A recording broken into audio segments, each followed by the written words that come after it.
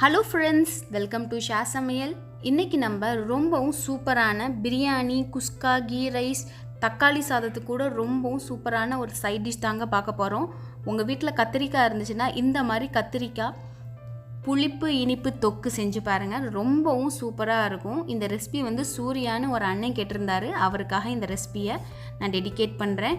நீங்கள் இன்னும் ஷா சமையலுக்கு சப்ஸ்கிரைப் செய்யலைன்னா ரெட் கலர் சப்ஸ்கிரைப் பட்டனை ப்ரெஸ் பண்ணிவிடுங்க, பக்கத்தில் இருக்கிற பெல் ஐக்கானையும் ப்ரெஸ் பண்ணிவிடுங்க. உடனுக்குடன் எங்கள் அப்டேட்ஸ்லாம் உங்களுக்கு கிடச்சிரும். இந்த ரெசிபி பிடிச்சிருந்துச்சுன்னா லைக் பண்ணி உங்கள் ஃப்ரெண்ட்ஸ் அண்ட் ஃபேமிலியோட ஷேர் பண்ணிவிடுங்க. இப்போ ஒரு கடாய் எடுத்துக்கோங்க.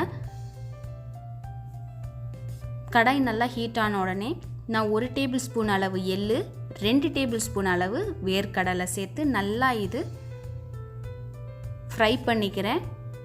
லோ ஃப்ளேமில் வச்சு ஃப்ரை பண்ணிக்கிறேன். இப்போது ஒரு டீஸ்பூன் அளவுக்கு ஜீரகமும் சேர்த்து நல்லா ஃப்ரை பண்ணிக்கிறேன். பாருங்கள், இந்த மாதிரி நல்லா ஃப்ரை பண்ணதும் ஸ்டவ் ஆஃப் பண்ணிடுங்க. இப்போ நம்ம மிக்சர் ஜாரில் சேர்த்து அதை நல்லா பேஸ்ட்டாக அரைச்சிக்கலாம். கொஞ்சமாக தண்ணி சேர்த்து நல்லா பேஸ்ட்டாக அரைச்சிக்கோங்க. இப்போது ஒரு கடாயில் நான் 4 டேபிள் ஸ்பூன் அளவு நல்லெண்ணெயை சேர்த்து நல்லா எண்ணெய் சூடான உடனே 1 டீஸ்பூன் அளவு கடுகு சேர்த்துருக்கேன்.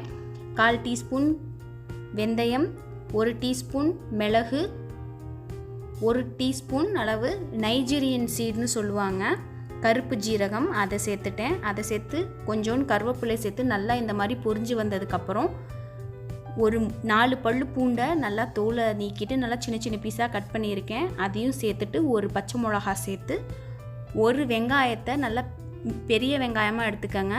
அதை நல்லா நீட்டமாக கட் பண்ணி இப்போது நம்ம அந்த எண்ணெயில் நல்லா இதை ஃப்ரை பண்ணிடணும். ஸ்டவ்வை மீடியம் ஹீட்லேயே வச்சு ஃப்ரை பண்ணுங்கள்.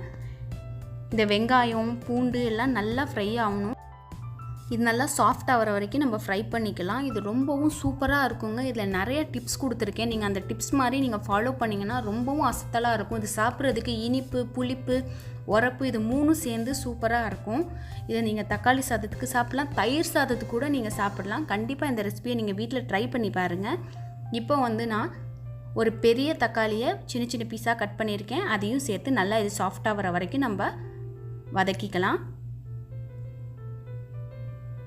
நீங்கள் நிறையா பேர் என்னோடய ரெசிபிஸ் எல்லாம் பார்த்து ரொம்ப நிறையா கமெண்ட்லாம் பண்ணியிருக்கீங்க, மெயிலும் பண்ணியிருக்கீங்க. இதெல்லாம் பார்த்து ரொம்ப ஹாப்பியாக இருக்குது. இதே மாதிரி நீங்கள் என்கரேஜ் பண்ணிகிட்டு இருந்தீங்கன்னா இன்னும் நான் நிறையா உங்களுக்காக ரெசிபீஸை புதுசாக ரொம்ப ஈஸியான ரெசிபீஸாக போடுவேன். நான் ஒரு 1/2 கிலோ அளவு கத்திரிக்காய் எடுத்திருக்கேன். அதை க்யூபாக கட் பண்ணியிருக்கேன். ஏன்னா ரொம்ப பெரிய கத்திரிக்காயாக இருந்துச்சு. இப்போ அதையும் சேர்த்து நம்ம நல்லா வதக்கிக்கலாம். இந்த கத்திரிக்காயெலாம் நல்லா அந்த எண்ணெய், தக்காளி, வெங்காயத்தோடலாம் நல்லா மிக்ஸ் ஆகணும். இப்போ தேவையான அளவு உப்பு சேர்த்துருக்கேன். உப்பு குறைவாக இருந்துச்சுன்னா நீங்கள் செக் பண்ணி கடைசியில் கூட ஆட் பண்ணிக்கலாம்.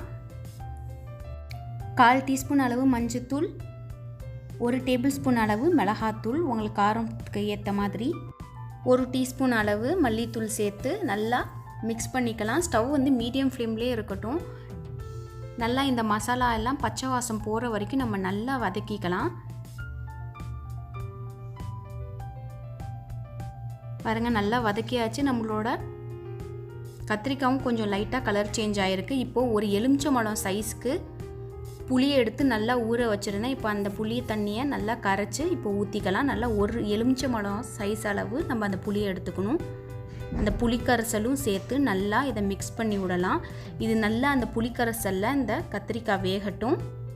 இந்த ரெசிபி பிடிச்சிருந்துச்சுன்னா கண்டிப்பாக லைக் பண்ணிடுங்க, உங்கள் ஃப்ரெண்ட்ஸ் அண்ட் ஃபேமிலியோட ஷேர் பண்ணிடுங்க. மறக்காமல் எங்களோட சேனலுக்கு சப்ஸ்கிரைப் பண்ணிடுங்க. பாருங்கள், இப்போ நல்லா அந்த எண்ணெயெல்லாம் மேலே வர ஆரம்பிச்சிருச்சு. நம்மளோட கத்திரிக்காயும் நல்லா வெந்துருச்சு. இந்த ஸ்டேஜில் நம்ம அரைச்சி வச்சுருந்த எள்ளு, கடலை, ஜீரகம் அதை ஆட் பண்ணிக்கலாம். அதை ஆட் பண்ணி இது நல்லா கொஞ்சமாக தண்ணி ஊற்றிக்கலாம். தண்ணி ஊற்றி நல்லா இது கொதி வரணும். கொதி மேலே எண்ணெய் பிரிய ஆரம்பிச்சிரும்.